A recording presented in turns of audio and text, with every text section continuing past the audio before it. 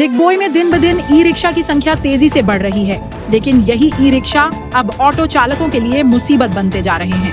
Auto चालकों का आरोप है कि ये ई रिक्शा बेतरतीब ढंग से चलते हैं और उनकी रोजी रोटी छीन रहे हैं। उन्होंने प्रशासन से गुहार लगाई है कि जल्द से जल्द इन ई रिक्शाओं पर सख्त कार्रवाई की जाए।